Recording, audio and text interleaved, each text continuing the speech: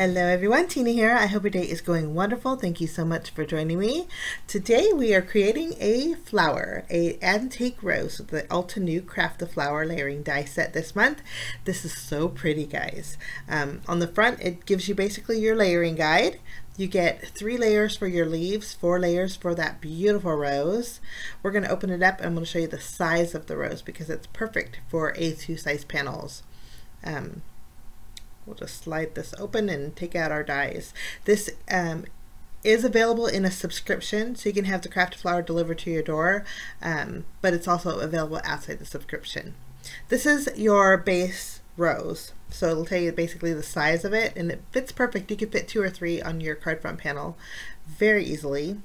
But this is basically your 1, 2, 3, 4 layering step, or 1, 2, 3 with the leaves. Now, the roses, you always want to start with your darkest cardstock or inks first, and then the leaves, it's telling you to start with your lightest color first. So we're going to do both the leaves with the lightest first or the darkest. I wasn't sure which one I wanted.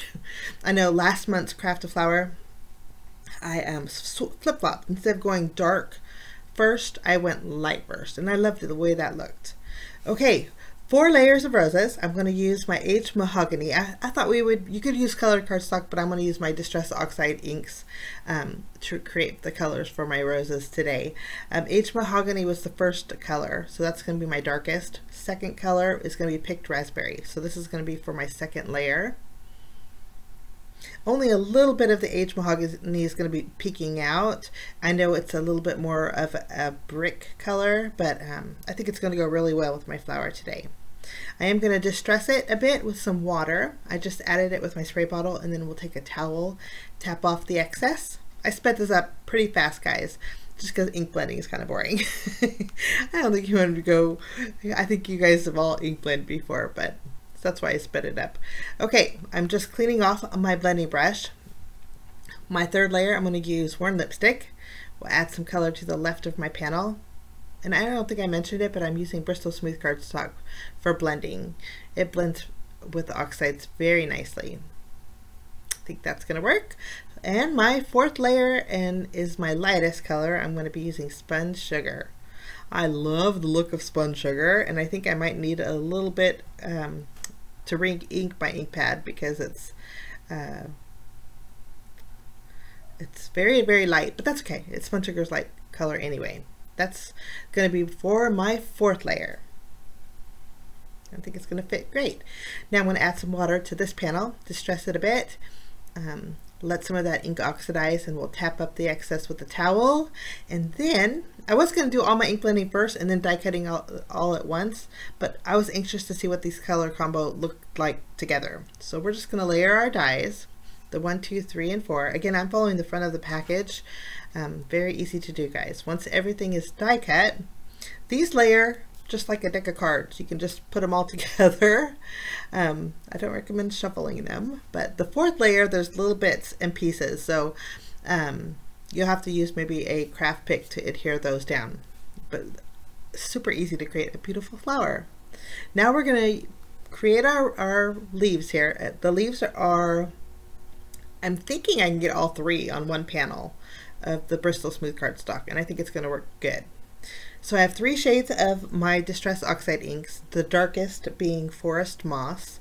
I'm going to add a row of this, and then I'm going to add a row of Peeled Paint, and then I'll add a row of Bundled Sage. Now for my first leaves, we're going to do the opposite of what our layering guide is telling us to do.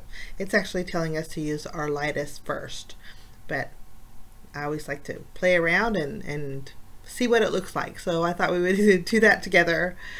The second one again is Peeled Paint. Third one, we're going with a smokier green color called Bundled Sage, and we'll add that. We're going to go ahead and wipe off our blending brushes, and then I'll use my water bottle, add some water droplets, pick it up with my towel, and then we're going to do a little bit of die cutting. These are so easy to line up, guys. And I think I mentioned this in my last video with the last craft of flower, that I think these would make a great little note card gift set. Okay, we're lining them up. We're going to die cut all 3 of these out at the same time. Once they're die cut, we'll just add a little glue. To save time, if you guys wanted to add your adhesive sheets behind your Bristol Smooth cardstock and then die cut it, you'd create little stickers. Then you can peel and stick. I opted for glue because sometimes with the oxide ink, I think it's easier to stick to the next layer with glue rather than adhesive sheets. And it's easy. These are pretty big layering sections. So there's 3 layers to the leaves. We're adding glue to all of them. We'll do this all at once. So we'll take our medium layer, add it to our darkest layer. I'll do that to all 3, and again you can see how fast it is to put together. And then our last layer, which is our lightest color, we'll just layer on the base. Basically these go on the base of your leaves. That one goes to this one. And it's so pretty, and I like there's different sizes too. And we'll do our 3rd one.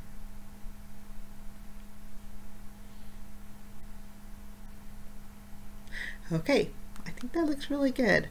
Now I'm going to do basically the same exact thing, but we're going to flip-flop the colors and do what the package says. So we're going to take our base leaf, which is our most solid die, and die cut it out with the lighter ink. So I just created another panel with those same 3 ink colors.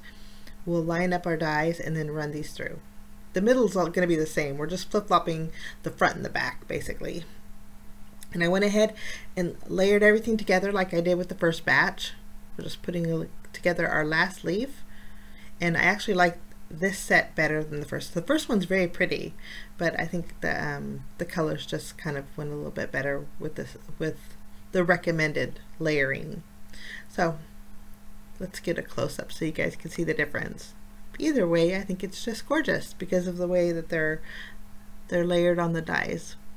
See, the top layer is with the lightest behind it, bottom layer is with the darkest behind it. Okay, once we have this done, I had a little distress water droplet right on the bottom of my darkest green shading on top, so I added a little bit of more ink over that. I didn't want that water droplet. It was too big for that little leaf, so I fixed it with a little bit of extra ink there. Now we're going to build our flower. Again, these are easy to do. All you do is flip them over, add some glue, and then you just stack them. These will line up edge to edge, so it makes it very nice. What is nice also is this 3rd piece is just 1 piece. So you have all those intricate details, but it's just 1 piece, which is really nice. Okay, we're going to add our picked raspberry over our aged mahogany. You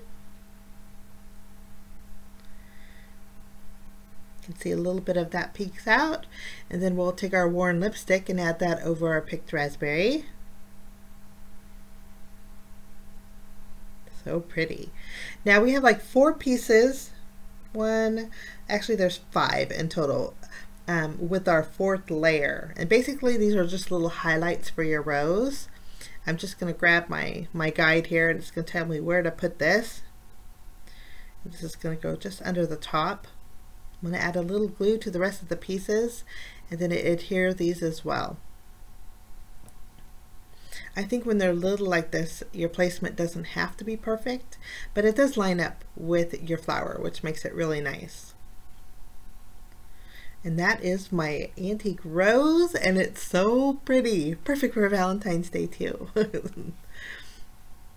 Now I thought we were in the die set, there is a beautiful leaf flourish. Now you could die cut this out and then use your embossing mat, and then you could emboss it to get that extra little detail, but I'm going to use vellum to die cut out this leaf. So there's an option for embossing with this, which is really nice. I die cut out 2 with vellum, and then I'm bringing in my Versamark and some gold embossing powder. I'm gonna go with the antique kind of a theme, and I'm edging my vellum with my Versamark, and then I'm gonna dip it in my gold embossing powder. Now if you do this and you have some sharp straight edges, just use a paintbrush to make it a little bit more organic, versus that straight edged line. I think it just looks nicer basically. Doing the same thing to my leaves. For the leaves, I just take them and curl them on my ink pad, and then I'll dip them in my gold embossing powder. Just basically we're adding a touch of gold to the edges of our leaves. And once we did this, I thought, you know what, let's do the left side of our rose. So I'm rolling it on my ink pad, and then I'm going to go ahead and just one side of my rose. I'm going to go ahead and roll that in my embossing powder as well. And I think this is going to be so pretty with the gold highlights. A less messy way to do this too is if you would die cut everything out and add a piece of gold cardstock offsetting it behind your flowers. I think that would be pretty too. So I melted all the embossing powder, and I just love the way this looks. I don't know if you can see the detail here on the side of the rose. It's not too much, but just enough for a little bit of shimmer. I'm going to bring in a panel of white cardstock. This measures 4 inches by 5 1/4, and I thought we'd add a little bit of a brick background. To do that, Altenew has a real fun narrow brick stencil. I'm going to take this and place this, making sure it's straight on my panel here. And I do have pixie spray behind it, so it's tacky behind it. And just using my blending brush and some more oxide ink. This is frayed burlap. I'm going to go ahead and add a little bit of ink just over the stencil in the center of my panel. I wanted the edges of my panel to stay white, so we're just kind of adding a little bit of that brick color over the center of our panel here. And I think that's going to work out good. I love the browns with the pink. And I did get a little heavy-handed on the very top, but easy to do. I'm going to flip over my panel, and that's where we'll put our rose. So that's an easy fix. No use to, or you can do it again if you wanted to, but I think it's going to be covered anyway. So we're going to adhere our panel directly to an A2 size card base. I created this as the top folding card base, and then we're going to arrange our little antique rose. I wanted my vellum leaves on top, and then a few leaves to the right of my rose, and then a few on top. I like to add my foam adhesive behind it first and just do a little playing with the placement. And then once I'm happy with it, I can remove the release paper and add all of my elements. I did end up separating my vellum leaf flourish into 3 different pieces, just so it fit a little bit nicer. And I have a little bit more wiggle room with my placement, and I think this is going to work out really good. Now for bells and whistles, for our sentiment, I'm bringing in an Altenew stamp set called Block Sentiments. There's some real pretty messages in here, but I opted for the one that was in a banner, and it says "Here for you." I wanted some more pink for my card, so I have some white cardstock, and we're going to use our oxide inks to color in our sentiment. I brought in my Misty just because I knew I might have to stamp it a few times, and this is a solid sentiment too, and sometimes it's better to have your stamp in the Misty for this. I'll stamp it a couple times with my picked raspberry, and I do want a little bit of gradient. Picked raspberry is an awful bright pink, so to give it a little bit of a gradient, I'm just using my blending brush, picking up a little bit of aged mahogany ink, adding it to my stamp, and then I can stamp it over my picked raspberry, and it worked out beautifully. I loved the smokiness that the aged mahogany added. I'm going to use my scissors and fussy cut out my sentiment. There are coordinating dies with this stamp set, but I just fussy cut it out only because I wanted to wrap some twine around the top of my sentiment, and if you use the dies you wouldn't have that extra white that I had created. So I wanted to wrap around the twine around my sentiment about 3 times and then tie a bow, off to the left, added that just above my flower here, and then I'm adding finishing touches with some white sequins just over the brick. I like the way the white stands out against that golden brick color. But that's my project today, guys. I encourage you guys to visit the Altenew shop or Altenew blog. Lots of inspiration with this craft a flower antique rose. I want to thank you so much for joining me. Links are down below if you are interested. Have a great day. Bye-bye.